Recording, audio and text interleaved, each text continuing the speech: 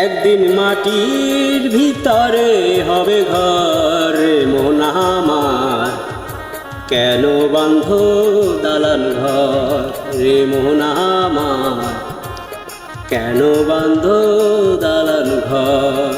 একদিন মাটির ভিতরে হবে ঘর রে মন আমার, কেন বাঁধ দালান ঘর রে মন আমার, কেন বাঁধ দালান ঘর।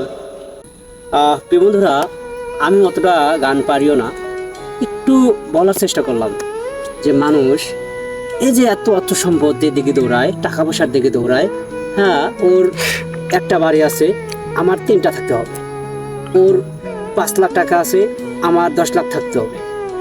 এই যে টাকা পয়সার দিকে দৌড়াচ্ছে, এটা আপনি মরার পর আপনার সন্তান এই টাকা পয়সা অবৈধ লাইনে চলে যাবে।